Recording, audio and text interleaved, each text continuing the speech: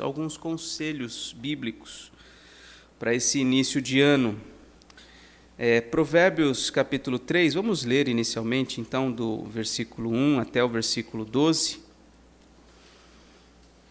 Eu fiz a leitura introdutória da nossa EBD em Tiago capítulo 1, dando atenção ali ao verso 5, onde ele nos diz que se nós precisamos de sabedoria, devemos pedir a Deus, porque a todos Ele dá liberalmente, não é? Então, vamos seguir nesse tom, nessa mesma temática, buscando de Deus, então, sabedoria, nesse texto que temos aqui. Provérbios 3, 1 a 12, vamos ler, diz assim a palavra de Deus. Filho meu, não te esqueças dos meus ensinos, e o teu coração guarde os meus mandamentos.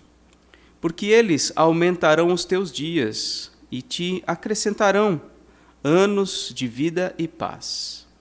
Não te desamparem a benignidade e a fidelidade. Ata-as ao pescoço, escreve-as na tábua do teu coração. E acharás graça e boa compreensão diante de Deus e dos homens. Confia no Senhor de todo o teu coração e não te estribes no teu próprio entendimento. Reconhece-o em todos os teus caminhos e ele endireitará as tuas veredas. Não sejas sábio aos teus próprios olhos. Teme ao Senhor e aparta-te do mal. Será isto saúde para o teu corpo e refrigério para os teus ossos.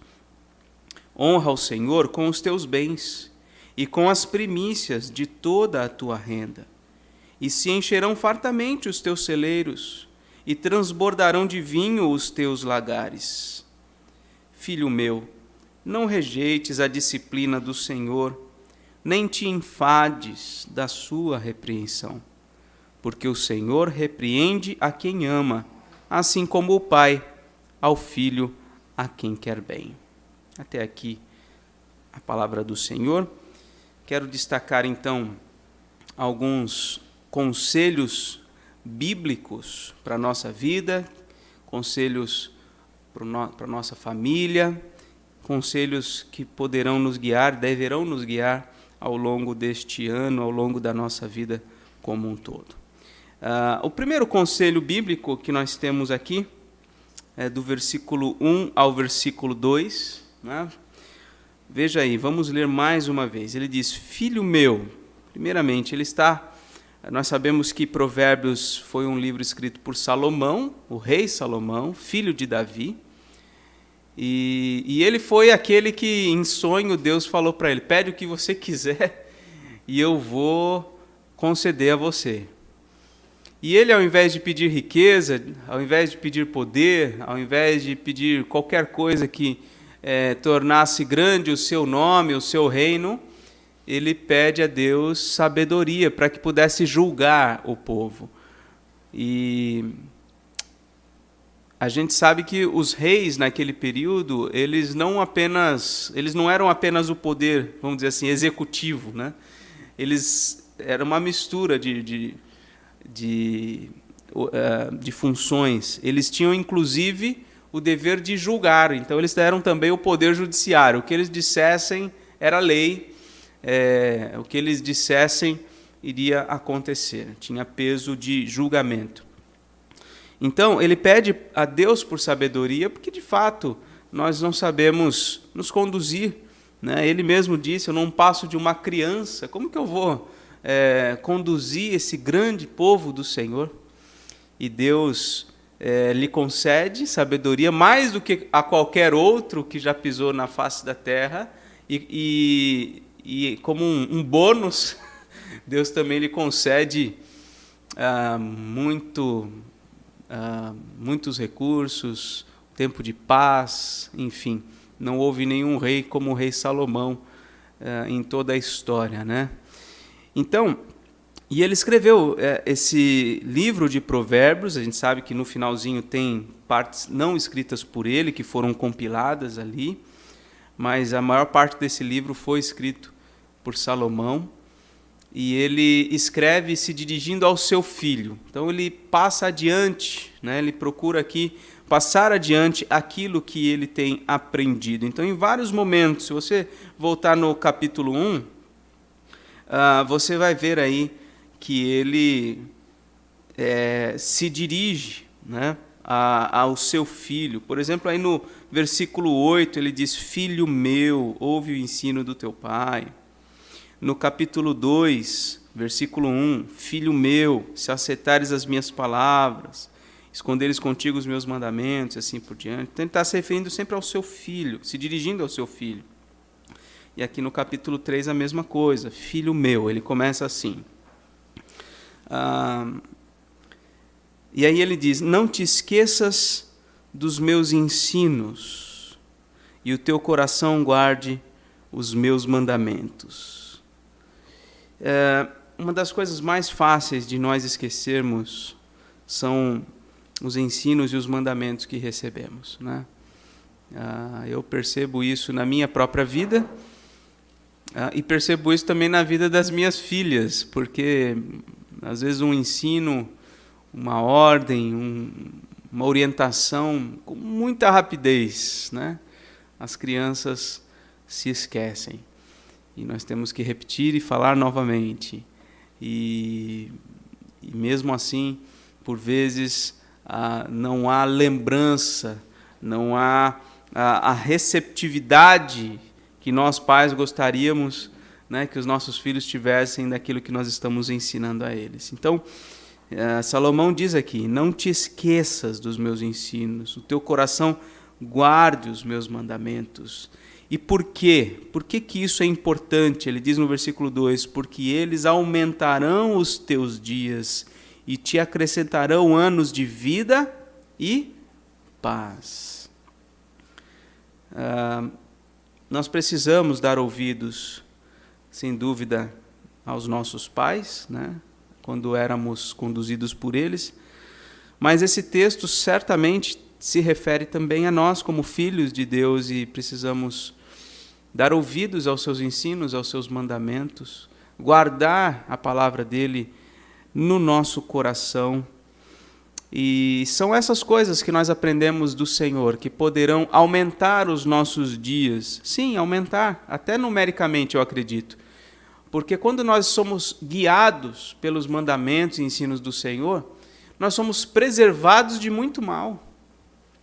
Quantas coisas ruins são deixadas de lado quando nós seguimos pautados no ensino e nos mandamentos do Senhor. E isso preserva a nossa vida.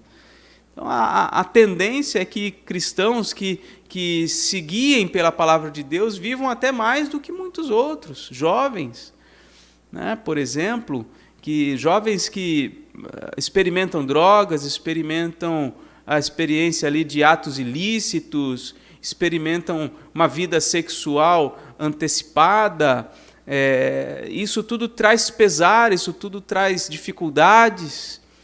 Agora, aqueles que se livram, que se afastam dessas coisas, pautados pela orientação bíblica, são preservados, têm sua vida preservada, e não só a integridade física, mas também a integridade espiritual, porque ele diz aqui no final do versículo 2, né? Te acrescentarão anos de vida, mas não só anos de vida, anos de paz, anos de vida e paz, que é o que a gente precisa, mais do que viver fisicamente, acordar e viver a vida, a gente precisa de paz. E quantos só estão vivendo fisicamente, mas não têm nem um pingo de paz, de alegria no seu coração, né? Então, ouvir e guardar o ensino e os mandamentos do Senhor é fundamental para isso, né? Esse é o primeiro conselho que nós temos aí. O segundo conselho, agora do verso 3 ao verso 4, vamos ler. Ele diz: não te desamparem a benignidade e a fidelidade, ata-as ao pescoço escreve-as na tábua do teu coração, e acharás graça e boa compreensão diante de Deus e dos homens. Então veja aí, no início do versículo 3, não te desamparem a benignidade e a fidelidade. Ele está se referindo aqui a duas virtudes. Duas virtudes. Uma é a benignidade, outra a fidelidade. A benignidade é a atitude de ser bom, né? De agir com benevolência para com as situações, as pessoas ao nosso redor. Seja bondoso, é isso que ele está dizendo. Que a bondade seja traço característico do teu caráter, da tua personalidade, do teu dia a dia. Seja bondoso. Seja bondoso nas tuas palavras. Seja benigno nas tuas ações. Na maneira como você trata as pessoas. Na maneira como você lida com as situações no teu dia a dia. Seja benigno. E ele diz ainda, seja também fiel. A fidelidade deve estar presente no teu caráter. O que é a fidelidade? A fidelidade é a capacidade, é a atitude de se manter, de manter a sua palavra, né? De manter os seus compromissos. Fidelidade conjugal, por exemplo, é o quê? É você se manter fiel ao compromisso de aliança que você fez com seu cônjuge. Ser fiel nos relacionamentos, nos negócios, em tratos na sociedade, né? Isso é importante também. Você deu sua palavra, cumpra a sua palavra. Então a fidelidade é algo que nós temos, talvez a nossa cultura não valorize mais tanto, né? A quantidade de divórcios cresce mais e mais, quantidade de pessoas que não cumprem sua palavra é muito grande. Nós não temos mais tanto interesse, parece, em mantermos aquilo que nós nos comprometemos a fazer. Então ele diz, olha, não te desamparem a benignidade e a fidelidade, atas ao pescoço. Eu não sei bem o que essa expressão significa, mas eu penso que a gente só coloca no pescoço algo que nos é muito precioso, não é? Algumas mulheres, por exemplo, têm aqueles colares com a quantidade de filhos, né? Um menininho, uma menininha, ou duas menininhas, enfim, de acordo com a quantidade de filhos. Alguns colocam o nome de alguém, ou o seu próprio nome, e ata isso ao pescoço, e aí quando a primeira coisa que a gente olha na pessoa é o que ela quis que nós víssemos naquele colar, não é? Então ele está dizendo, olha, ata a benignidade, a fidelidade ao pescoço, ou seja, que essas coisas sejam preciosas para você, sejam importantes para você, que você queira que as pessoas vejam isso na sua vida. A benignidade e a fidelidade, atas ao pescoço. E ele diz mais, não coloca só como um emblema visível, põe isso dentro de você. Olha aí, escreve-as na tábua do teu coração, quer dizer, põe lá dentro, de forma profunda dentro de você. Você precisa não só agir e falar com benignidade, você precisa ser benigno, ou seja, ter isso inscrito no teu coração. Escreve-as na tábua do teu coração. E qual a promessa que Deus dá, no caso aqui pela pena de Salomão, a todos aqueles que são benignos e fiéis? Ele diz, versículo 4, e acharás graça e boa compreensão diante de Deus e diante dos homens. Que promessa, né? Ele está dizendo o seguinte, olha, se você for benigno e fiel, você vai achar graça diante de Deus e diante das pessoas que estão ao seu redor. As pessoas vão gostar de você. As pessoas vão favorecer você, vão querer ser suas amigas, vão ser parceiros seus, talvez de negócios. Enfim, você vai ter pessoas ao seu lado, pessoas que querem o seu bem, que não querem o seu mal. Você vai achar graça diante dessas pessoas. E mais, você vai achar boa compreensão diante dessas pessoas. As pessoas vão te entender, as pessoas vão querer o seu bem. Acharás graça e boa compreensão diante dos homens, mas, sobretudo, aí, diante de Deus. Isso, e muita gente, eu creio que erroneamente, influenciado por outras ideias, por outros princípios. Muita gente pensa assim que, não, eu tenho que ser agradável a Deus e não às pessoas. Eu tenho que buscar o favor de Deus e não dos homens. Eu pouco estou me importando o que as pessoas pensam de mim. Eu quero mesmo é que Deus se agrade da minha vida. Eu estou buscando a Deus. Eu não quero nada das pessoas. Será que esse pensamento é um pensamento correto? Será que esse seria um pensamento bíblico? Eu creio que não. A gente vê isso nesses versos, né? Nós precisamos agir de modo a encontrarmos graça diante de Deus, mas também diante das pessoas. A gente tem que realmente se importar com o que as pessoas, como as pessoas nos veem, né? Como as pessoas nos tratam. Isso é importante. Não há como nós sermos agradáveis a Deus sem termos bons relacionamentos interpessoais. Não tem como.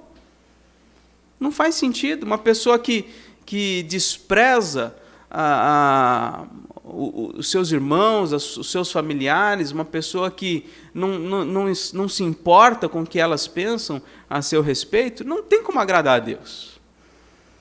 Então, a benignidade e a fidelidade precisa estar presente na nossa vida como um todo, e dessa forma nós encontraremos graça e boa compreensão diante de Deus e dos homens. Então, esse é o segundo conselho que nós temos aí.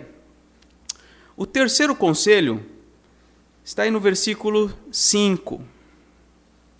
Diz assim: confia no Senhor de todo o teu coração e não te estribes no teu próprio entendimento.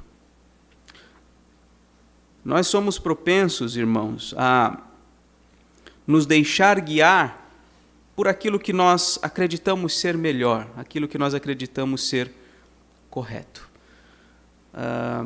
Nós, inclusive, medimos as coisas sempre pela nossa régua, né? A gente avalia aquilo que é bom ou ruim de acordo com os nossos princípios, aquilo que nós aprendemos. Dificilmente a gente tem um outro referencial. Mas nós, cristãos, precisamos ter a Bíblia como referencial, não o nosso próprio entendimento, a nossa própria mentalidade. A gente precisa ter a palavra de Deus guiando os nossos passos.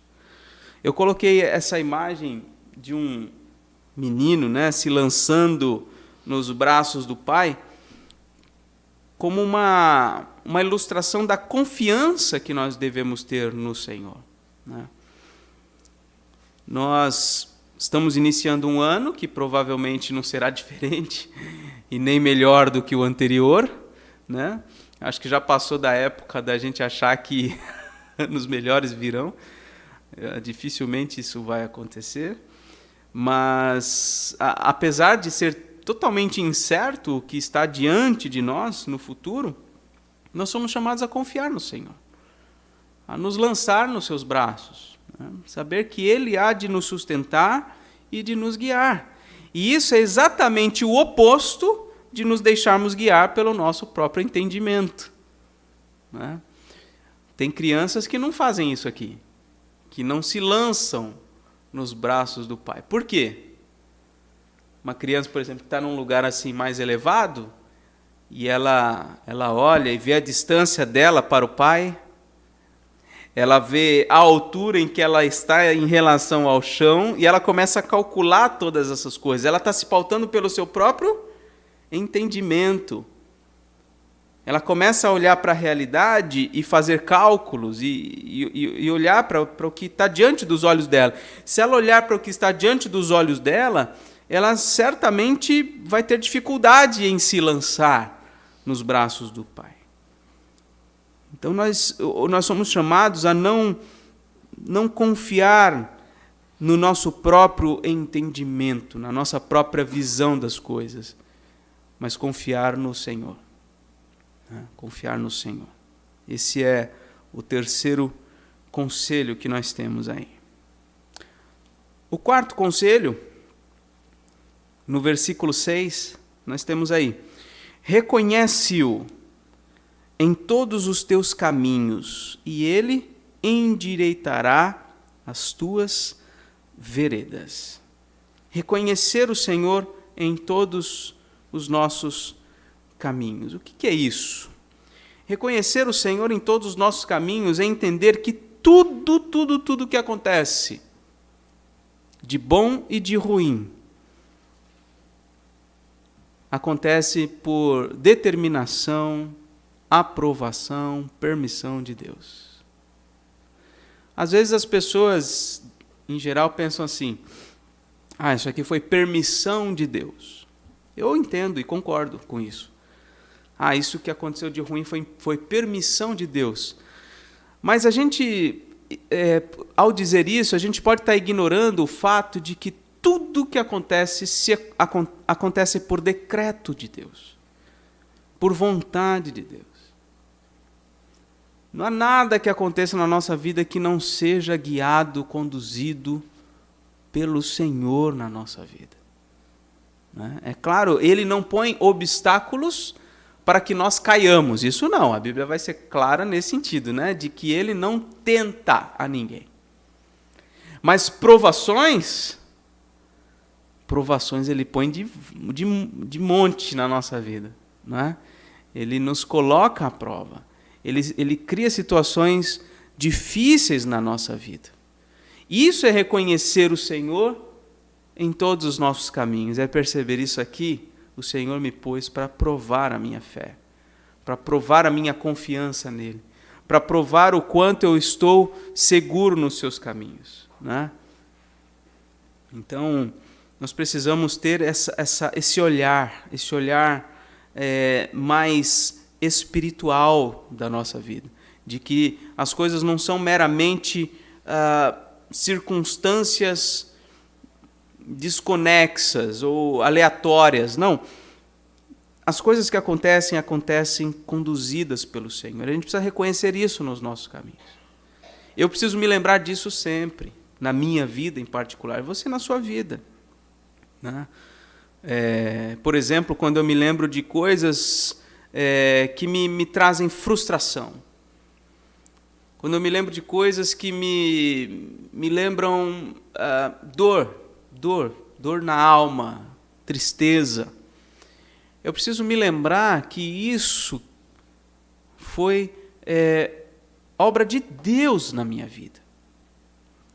E que de alguma forma eu preciso perceber, Ele estava ali endireitando as minhas veredas, me afastando talvez de dificuldades ainda maiores, me livrando de tomar decisões que iriam trazer prejuízos grandes para a minha vida ou para a minha família. Então eu preciso olhar dessa forma, reconhecer o Senhor em todos os meus caminhos, perceber como o Senhor foi conduzindo. E isso diz respeito aos acontecimentos, isso diz respeito à vida financeira, isso diz respeito à vida conjugal, isso diz respeito a relacionamentos que nós já tivemos, ou antes do casamento, amigos, familiares, até mesmo desavenças que possam ter acontecido. O Senhor estava ali em todos os nossos caminhos. Estava conduzindo a nossa vida. E a gente precisa ter esse entendimento para que a gente possa interpretar corretamente as coisas. Não interpretar de acordo com o nosso próprio entendimento, como estava lá no versículo 5, não te estribes no teu próprio entendimento. Interpretar a realidade de acordo com essa verdade, que o Senhor controla a nossa vida, Ele está nos nossos caminhos, e Ele está com tudo isso endireitando os nossos passos, endireitando as nossas veredas. Por vezes nós vamos andar por caminhos prazerosos, por momentos de grande alegria. E a gente acha que tem mais facilidade em ver Deus nesses momentos. Puxa, Deus me abençoou, Deus me deu condições de fazer uma viagem, Deus me deu um novo trabalho, um trabalho que eu gosto mais de fazer, ou Deus, enfim, abriu determinada porta. Mas e por que a gente tem dificuldade em perceber que o contrário também é verdadeiro? Ou seja, olha, eu estou desempregado porque Deus me colocou nessa condição. Eu estou com lutas no meu casamento porque Deus me colocou nessa situação e dessa forma eu preciso aprender determinadas coisas e corrigir determinados passos na minha vida. Eu estou com problemas financeiros porque o Senhor me conduziu a esses problemas financeiros. E às vezes as pessoas não pensam, mas tem pessoas que, por exemplo, nessa área financeira, elas são muito regradas, são corretas, elas têm sua administração correta nessa área, mas de repente acontece alguma coisa e bum, acaba com a situação. Sabe, parece que há melhores evidências de sabedoria é justamente a humildade. A humildade, falar, eu não sou sábio o suficiente, eu preciso de mais sabedoria, eu preciso de mais conhecimento, eu preciso crescer nessa área. Então ele está dizendo, não seja sábio aos teus próprios olhos, não pense que você é sábio, não pense que você é inteligente, não pense que você já sabe tudo o que você precisa saber. Não, teme ao Senhor e aparta-te do mal. Fica firme, vigilante, temendo ao Senhor. Temendo no sentido de medo, sim. Temer ao Senhor no sentido de reverência. Temer ao Senhor é você saber que você não pode dar um passo sem a aprovação dele, sem que ele coordene, dirija os seus passos, sem que você peça a orientação, a direção para ele. Isso é temer o Senhor. Isso é temer o Senhor. É saber que Ele pode agir a qualquer momento na sua vida. E você deve, então, obediência a Ele, teme ao Senhor. E uma coisa está oposta à outra. Se você se achar sábio aos seus próprios olhos, você não vai temer ao Senhor. Você não vai buscar o Senhor, saber o que Ele pensa, saber o que Ele quer de você. Você se acha sábio aos seus próprios olhos. Agora, se você não se acha sábio aos seus próprios olhos, então você teme ao Senhor. Então você busca a orientação dEle, você busca a palavra dEle, você busca Ele para te abençoar, para cuidar de você, para te proteger. Né?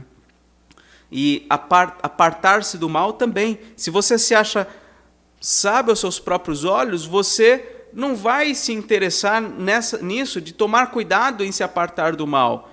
Você sabe por onde você está indo, então, eu estou chegando muito perto do perigo. Não, mas pode deixar que vem comigo que está tranquilo, né? A pessoa se acha muito confiante, muito confiante. Não, aquele que não se acha sábio aos seus próprios olhos, ele vai se apartar do mal, ele vai ficar até bem longe, vai manter uma distância segura do mal, né? Porque ele não está tão confiante assim em si mesmo, ele precisa se apartar do mal, ele precisa temer ao Senhor. E olha o que ele diz no versículo 8, é outra promessa. Ele diz, olha, aquele que não se acha sábio, aquele que teme ao Senhor e se aparta do mal, ele vai ter saúde para o seu corpo e refrigério para os seus ossos. Ele está conectando a atitude de se sentir inapto, de se sentir falto de sabedoria, ignorante. Ele está associando esse sentimento de se sentir pequeno e de precisar de Deus com a saúde do corpo. É isso. Em outras palavras, ele está dizendo o seguinte, tem muita gente doente fisicamente porque é muito arrogante, porque se acha sábio aos seus próprios olhos, porque não teme ao Senhor e não se aparta do mal. Que coisa, né? Às vezes a gente ignora as conexões que há entre a alma e o corpo, ou entre o espírito, nossa vida espiritual e o nosso corpo. Mas as conexões são diversas, aqui e em outros momentos também. Nós percebemos na Escritura essa conexão. A maneira como nós nos relacionamos com Deus, a maneira como nós nos relacionamos com o próximo, influencia diretamente na saúde do nosso corpo. E a gente precisa, então, cuidar disso. Isso será saúde para o teu corpo e refrigério para os teus ossos. Então, este é o quinto conselho. ok? Vamos para o 6º conselho, são apenas 7, tá? Então vamos firmes aí. O 6º conselho, versículos 9 e 10, dizem assim: honra ao Senhor com os teus bens e com as primícias de toda a tua renda, e se encherão fartamente os teus celeiros, e transbordarão de vinho os teus lagares. Agora ele está falando aqui sobre finanças mesmo, a maneira como nós cuidamos dos recursos que nós temos. É claro que nesse tempo não tinha salário, não tinha aposentadoria, tinha produção, né? Tinha aquilo que vinha da própria terra, né? A partir da plantação, da agricultura em geral. Então ele está dizendo o seguinte: olha, honra ao Senhor com os teus bens, com tudo que você tem. Honra ao Senhor. Tudo isso que você tem é do Senhor e é para o Senhor. E mais, ele diz: honra ao Senhor com as primícias de toda a tua renda, ou seja, tudo aquilo que é mais importante, tudo aquilo que é melhor, as primeiras coisas. Honre ao Senhor com isso. E eu não sei como é que você faz a organização financeira da sua casa, da sua família, mas eu aprendi isso desde cedo, que nós precisamos colocar nossos dízimos e ofertas lá na cabeça da nossa lista de despesas, lá na primeira linha. Né? Aquilo que a gente põe em primeiro lugar é o que é prioridade para a nossa vida. Mas a nossa tendência, ou a tendência de muitos, é o quê? Colocar por último. Ou seja, se sobrar, então eu vou dar o meu dízimo ou vou dar uma oferta. E essa é uma ordem de prioridades antibíblica. Né? Se nós queremos ser pautados por aquilo que Deus nos diz que é proveitoso e que é bom para a nossa vida, então façamos isso, coloquemos lá em primeiro lugar. Primeiro a gente tira o que não é nosso. Aliás, nada é nosso, né? Mas primeiro a gente tira aquilo que é do Senhor. Nosso dízimo, nossa oferta. E então, na sequência, a gente vai seguir com as nossas prioridades. Vamos, com a nossa renda, honrar ao Senhor, pagando, por exemplo, o aluguel de casa, o IPTU, condomínio, pagar contas de luz, de água, enfim, honrar ao Senhor com tudo isso. Né? Ou seja, tudo isso precisa ser para a glória de Deus. Eu estou pagando essas coisas porque, como um mordomo, até pus essa imagem aqui de um mordomo, né, que administra coisas que não lhe pertencem, que está ali a serviço de Deus, nós estamos servindo a Deus com a nossa renda. É um ato de serviço a Deus você pagar a conta de luz, sabia? É um ato de serviço a Deus. Por quê? Porque a conta de luz, você pagar a conta de luz, mantém a luz acesa na sua casa, para que a sua família possa ter segurança, para que a sua família possa ter saúde, manter o refrigerador, por exemplo, ligado, ter conforto com um banho quentinho, para quem gosta de tomar banho quente, quase ninguém gosta, né? Enfim, é um ato de serviço ao Senhor, pagar contas. E eu já fui muito invadido pela tristeza do dia de pagar as contas, né? Eu pelo menos tenho um dia, né? Um dia que eu paro só para isso, um período, umas 2 horas aí só para pagar a conta. E aí a minha tendência é o quê? Quando terminar esse momento, me sentir frustrado de não conseguir fazer muitas coisas que eu gostaria. Mas esse sentimento, ele é um sentimento pecaminoso. É um sentimento pecaminoso. Qual que é o sentimento santo que deveria ter no nosso coração? O sentimento de gratidão. Gratidão por ter conseguido pagar aquilo que foi pago. E se eventualmente algo não pôde ser pago, mesmo cuidando bem da administração, vira o sentimento de dependência de Deus. Não de tristeza e frustração, mas, Senhor, olha, essa conta eu não consegui pagar. E eu preciso do Senhor para pagar essa conta. Eu não consegui sozinho, eu preciso de uma ação sobrenatural do Senhor. Me dá uma oportunidade de um bico, uma renda extra aqui, acolá, alguém me chamar, Senhor, faz alguma coisa, eu preciso pagar essa conta. Eu não quero desonrar o Senhor deixando de pagar essa conta. Percebe? Não é um sentimento de tristeza, não é um sentimento de humilhação, é um sentimento de dependência, de busca pelo Senhor. Entende? É assim que a gente honra a Deus, com os nossos bens, com as primícias da nossa renda. Eu sei que a maioria de nós não aprendeu isso na infância. E a gente aprende a usar o dinheiro, bem ou mal, é na infância. É na infância. É na infância que a gente vê os nossos pais, os nossos familiares, como eles usam o dinheiro. E a gente vai replicar isso na nossa vida. Então, eu não sei como você aprendeu a lidar com o dinheiro, né? Mas ainda dá tempo de você aprender, de você corrigir algumas coisas. Eu também. Né? Ontem mesmo eu chamei as meninas, falei, olha, eu vou dar esse dinheiro para vocês, R$20, um dinheirão, hein, para cada uma. Mas vamos fazer as contas aqui do dízimo, da oferta e do investimento. Vocês vão começar a investir agora, senão lá na frente vocês vão ter dificuldade. E assim, a gente precisa aprender a guardar dinheiro para uma emergência desde o começo.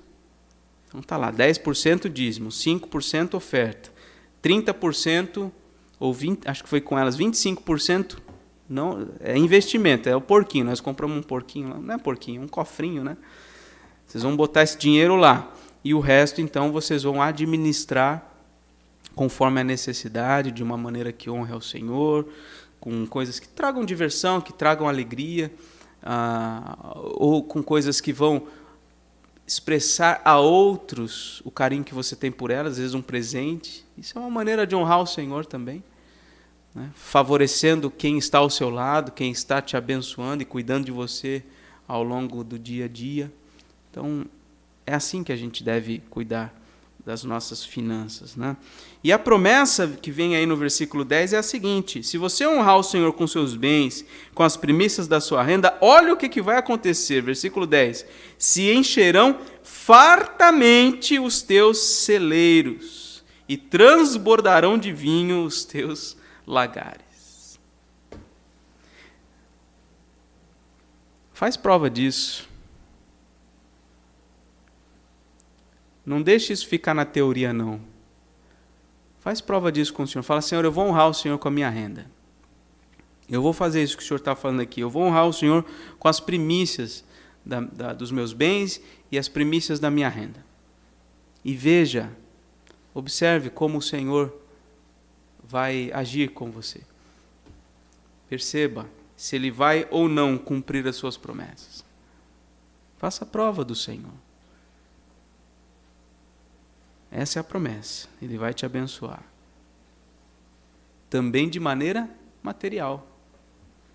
Porque as bênçãos do Senhor são espirituais, sobretudo, sem dúvida. A gente não pode ignorar isso, mas Ele também promete abençoar aqueles que honram os seus compromissos com Ele. Esse é o 6º conselho.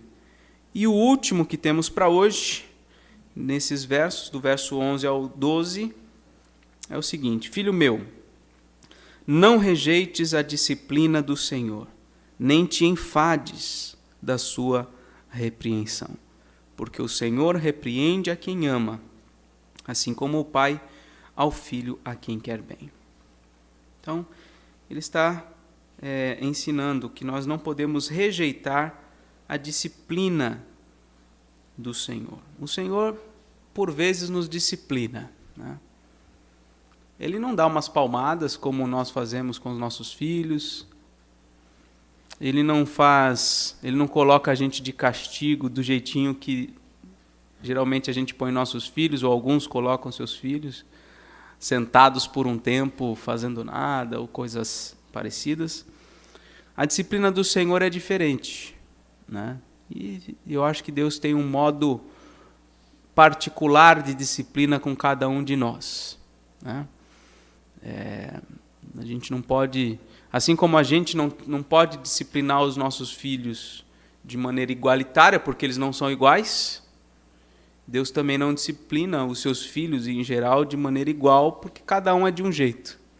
Cada um vai sentir, entre aspas, aí, a disciplina de uma maneira diferente. Deus é sábio nisso. Por vezes, Deus vai nos disciplinar na área financeira. Em outros casos, Deus vai nos disciplinar numa área, por exemplo, conjugal. Ou outras áreas quaisquer. Deus tem suas maneiras de nos disciplinar. E a gente precisa estar sensível a perceber o que é disciplina do Senhor na nossa vida. E veja, disciplina é diferente de punição. Não misture as coisas. Deus não pune os seus filhos. Não há condenação para aqueles que estão em Cristo Jesus. Agora, Ele como Pai, Ele disciplina. E disciplina tem sempre um objetivo proveitoso. Ele visa o nosso bem com a nossa disciplina. Então, ele está dizendo aqui, olha, não rejeites a disciplina do Senhor, nem te enfades da sua repreensão. Porque às vezes a gente é tanto disciplinado em determinada área que a gente fica cansado. Deus, de novo não. A gente fica enfadado, cansado de Deus nos repreender. Às vezes uma palavra que eventualmente possa vir ao nosso coração num sermão, numa aula, e você percebe, é o Senhor que está me exortando, é o Senhor que está falando comigo agora. E aí você, ou eu, a gente não dá ouvidos. Aí vem numa outra oportunidade, de novo, aquela mesma palavra. E em outra oportunidade, outra pessoa, de novo, aquela orientação para a nossa vida. E a gente fala, Senhor, mas de novo, a gente fica cansado. A gente não pode se cansar da repreensão do Senhor. Não podemos rejeitar a disciplina dele.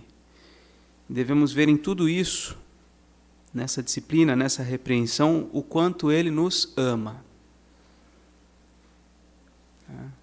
O quanto ele nos ama. O Senhor repreende a quem ele ama. Assim como o pai repreende ao filho a quem quer bem. Precisamos ver o amor de Deus na disciplina. O amor de Deus não é visto só nas conquistas. O amor de Deus não é visto só nas vitórias, só no sucesso. Talvez a maior evidência do amor de Deus na nossa vida é quando Ele nos repreende, é quando Ele nos disciplina. E a gente precisa ter sabedoria para perceber isso, para entender dessa forma. Então, esses são alguns conselhos bíblicos aí de Provérbios para a nossa vida, para a nossa família, que nos guiem ao longo deste ano. Amém?